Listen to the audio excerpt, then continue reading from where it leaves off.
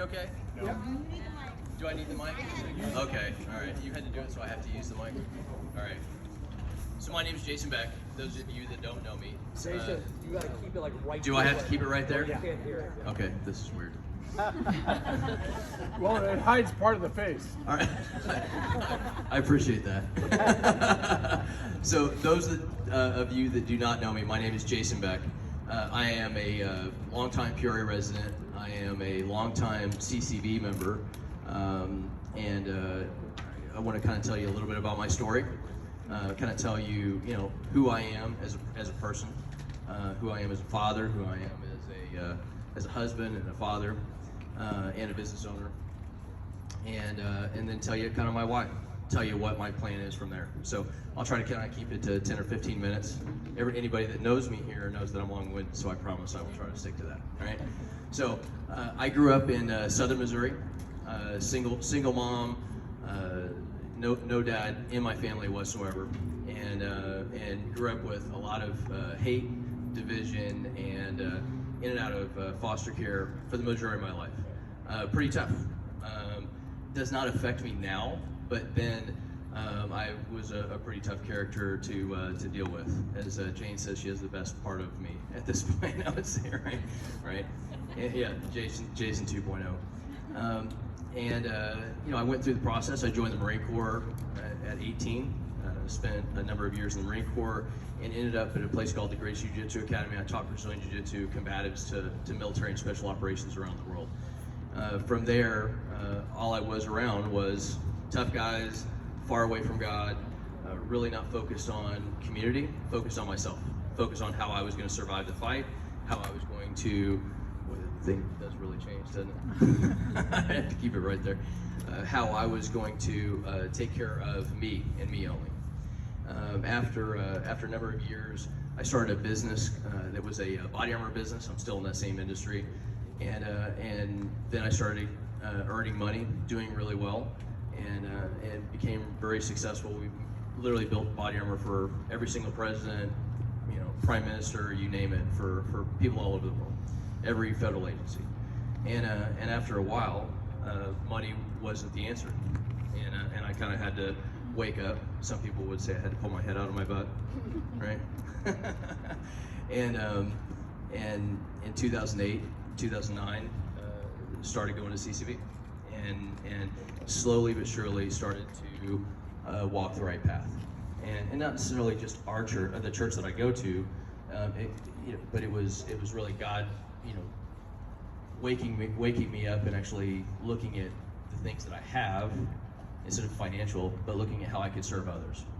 I said something the other night, last week, that in this place where I'm at now, and I'm probably getting ahead of myself, but all the gratitude that I have, that I've actually gotten to the place where I'm at now, is trying to drive my level of servitude towards others. And I think that's probably the best way to explain it.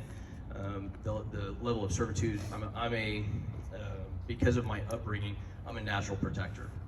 Anybody that knows me knows that I'm a protector, right? Amen. You know it really well, right? And it's what I do. It is in my DNA, right? It's who I am as a person. It's what I do for a living on a daily basis. Is I try to protect men and women in harm's way and design body armor, and we do it really well. But the reason we do it really well is not because we're trying to drive a dollar. We do it really well because my whole being is trying to make sure that every stitch counts in my business, to make sure that I think you have to be closer to that officer. Am I okay? There you go. That officer or soldier comes home, and to me, that's the most important part. So some people in my business not always survive, right? They don't always make the cut as an employee, and the reason why is because I can't cut corners in my business, because then somebody else dies, right? Makes sense? So that is who I am as a person. My why. I was asked by our congresswoman, I was asked by a lot of local representatives, I was asked by our police department, I was asked by our police union members, I was asked by city trash workers to actually get involved in this mayoral's race. And at first I was like, it's not me. There's got to be somebody else that's way better at this than me. There's got to be a politician that we could actually put time and energy into or money into. And so I started an interview process, just like I would in my business. And I started meeting with politicians, started meeting with people that I thought could actually do this job better than myself. And after meeting a lot of different people, I realized that they weren't really focused on, in their heart, what I was really focused on, which is making sure our police officers come home, making sure that our firefighters come home, and making sure that our priorities as a city is the first thing that we're actually thinking about.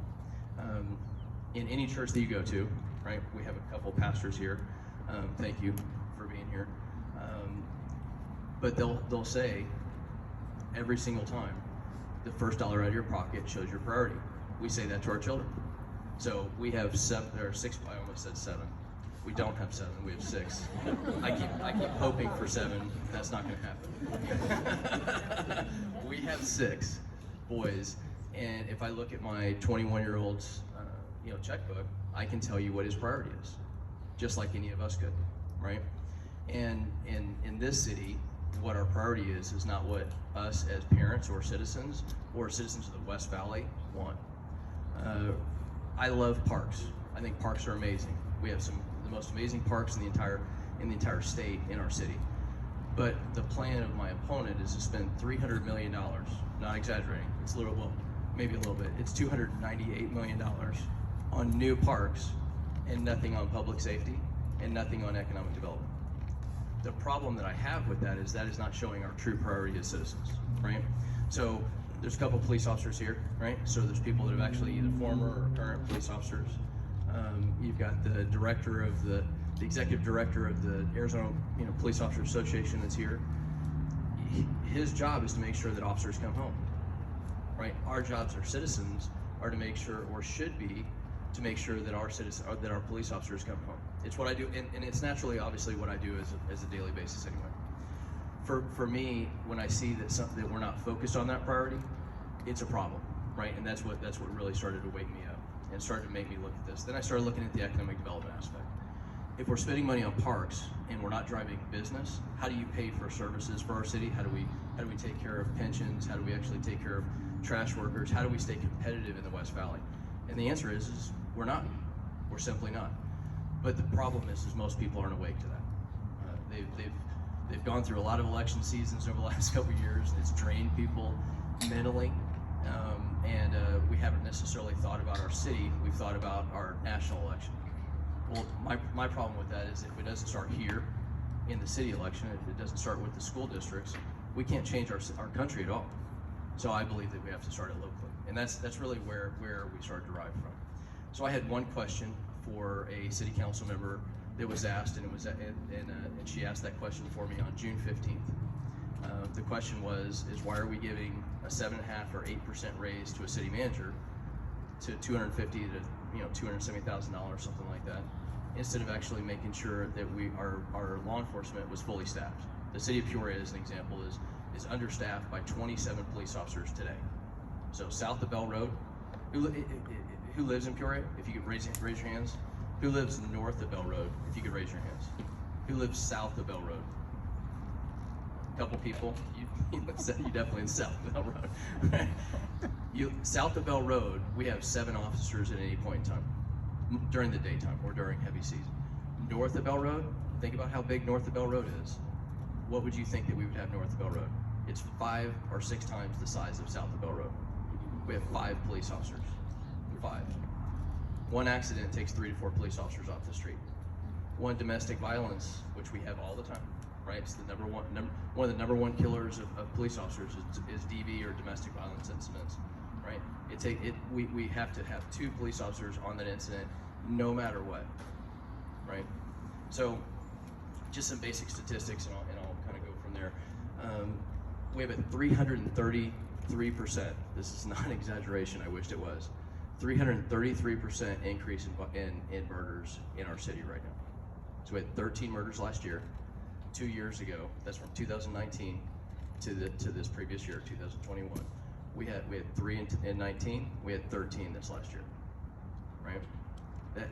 Nobody hears about it. Has anybody heard about 13 murders in this city?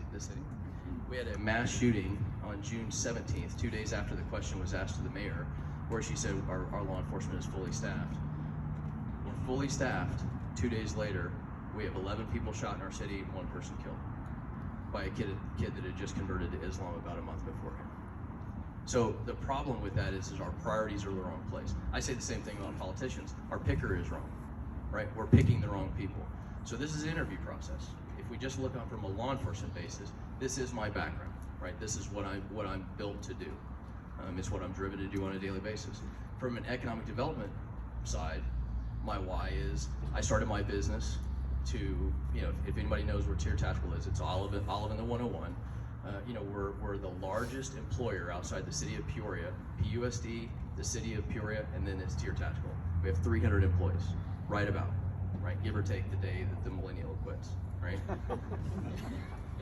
So the issue that I have with that is, what are we doing to drive economic development and actually drive jobs in our city? What are we doing to drive tax revenue in our city? The problem is our pickers are off by votes. So we're picking the wrong people because we keep picking people that have no idea how to drive tax revenue. Currently, there's not a single person that's on the city council that has ever skipped a paycheck to pay an employee. There's not a single person that's ever owned a business or had to write a check to another employee. It just doesn't exist. So if we keep hiring through this interview process, which is called our election, the wrong people, and then expect a different result, then we're just wrong. It's our problem, right? But if we want change in our city and we actually want to drive long-term economic development, then we have to have somebody that actually understands the economy. We have to have somebody that understands business, that's actually going to make our city sticky and actually drive business to our city. So I'll give you 2 things. I've got 18, and there's a couple people that know this. What I did is I put my list together and I went to lunch with my circle of guys, right? So I went to lunch with Mark Moore and Larry Fraley. Both of them told me I was crazy and I shouldn't do this. and then I presented my plan. And I drew out why I believe that this was important. And I drew out 18 different things that I believe we should have as economic engines in our city. Now, why do you need economic engines? Because I want to take care of public safety, and I want to take care of fire, and I still want to build parks. I still want to do those things, but you have to have your priorities first. So I'll give you 2 things. One is North Peoria, right? So we have 680 registered aircraft owners in our city. It's gonna sound crazy, but you'll understand in a second. North Peoria, Highway 74 and the 303, Lake Pleasant Road. We have a small airport that's up there. It's owned by state land. So the state owns that land. What I want to do, or what I propose, is take their parks money that they already have built in for their next 10 years of budget. They're actually spending it in 6, but that's what they have as a 10-year budget. And we actually build a 7,500-foot runway in a city-owned airport that's actually up there. Now, what would that do? Well, what I did is I hired Jim Rouse, the top economist in the state, or one of the top economists in the state, and he started going over basic numbers. Scottsdale Airport, $10 billion of economic impact is what Scottsdale Airport does. $37 million of direct taxes and 55,000 jobs. So let me just give you another metric real quick.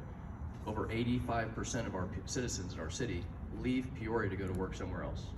They don't work here, they leave and they go somewhere else. So how do you do that? You have to create jobs here. You have to make the city sticky, which means that you have to drive economic engines that are actually going to put jobs here in Peoria. So my belief, and the reason why Jim thinks it's like the plan, is because of TSMC. TSMC is Taiwan Semiconductor Factory, which is I-17 and the reach between the 303 and Highway 74. It's where all the giant cranes are out there, right? 24,000 jobs are going to be placed in TSMC. That's great.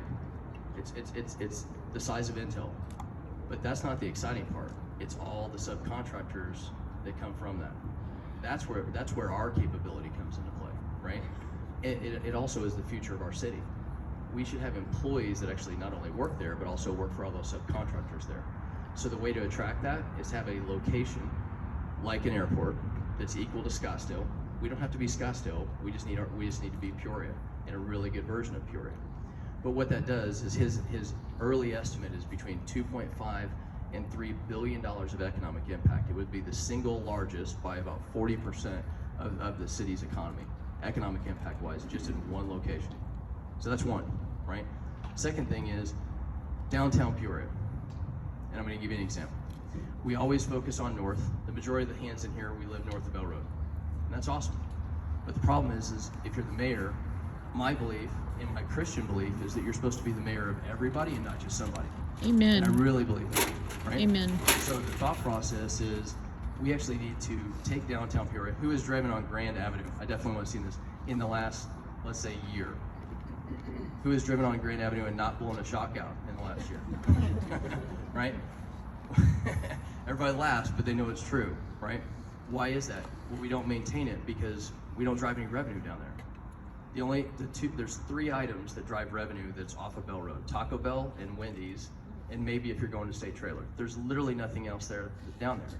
Yet 85,000 people drive through our city every 4 weeks, and we don't take a single dime out of their pocket. Now, why is that important?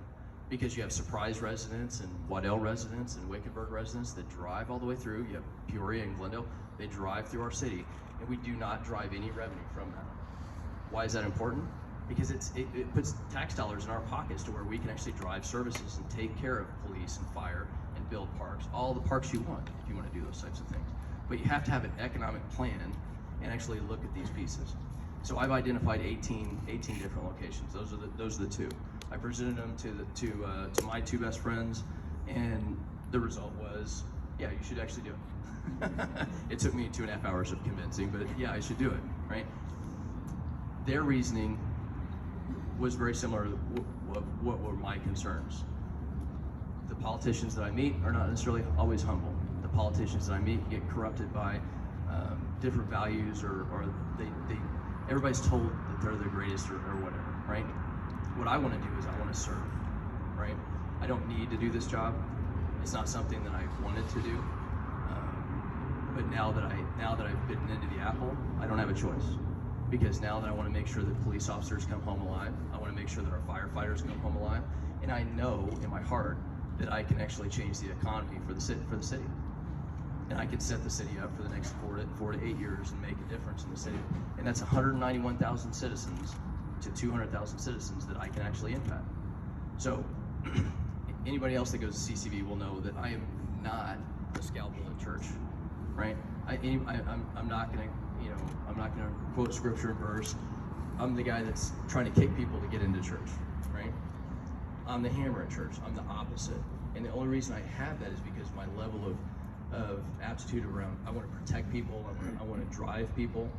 This is what I want to do for the city. So with that, I really appreciate your support. I really appreciate everybody being here. This is it's actually pretty overwhelming. There's a lot of family here and friends, and it's pretty amazing for me. Can I take any questions at all? Quirky? With the grassroots grannies. Yeah, and it's all about my grandkids. Can you tell us a little bit about what you'll do for education? Education. Okay. So if you read my palm card, I say 3 things: education, economic development, public safety. Right? The reason I say education is because if you don't have strong education, you better have strong public safety. Right? Well, we already know that it's not the police officers that are hurting our public safety right now. It's the lack of enough police officers that are hurting them, right?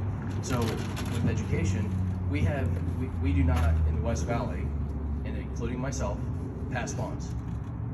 So did anybody vote in the last bond election for PUSD? Raise your hand if you did. Did you vote for the bonds or against the bonds? You don't have to raise your hands for it. I won't ever vote yes for a bond. But the point of that is the majority of us in the West Valley do not vote for bonds, right? It's a tax increase. We believe that they should actually have they have a ton of money. They have it from the state. They have it from the federal. They need to solve the problem. My issue comes down to workforce development, right? I am not a college graduate. You can probably understand that just from listening to me speak, right? But I'm not a college graduate. But I started my business at Cactus and 59th in a 10 by 30 storage unit 23 years ago, and I had 3 sewing machines, and I built it all the way to one of the largest body armor companies in our industry. I put every vest on every president. every prime minister in Canada, Australia, New Zealand, France, just did Macron last year. Every single one of these guys, they buy my armor. I didn't graduate from college, but what I did is I went out and actually learned, and I took as much knowledge as I could from as many people as I could, and I added those tools. So in my belief, we need more schools like Westmec. Does anybody not know what Westmec is? Westmec is an industrial high school education, or after high school education. A lot of these kids are actually going to Westmec to become welders. You know how much a welder makes? $62,000, you know, third year in, fourth year in. Air conditioning techs, airplane mechanics. You walk through here and you see kids that are 18 years old, and you know that they're going to make $52,000, $54,000 the first year in, right? Not every one of our kids, and I have 6 of them. I almost said 7 again.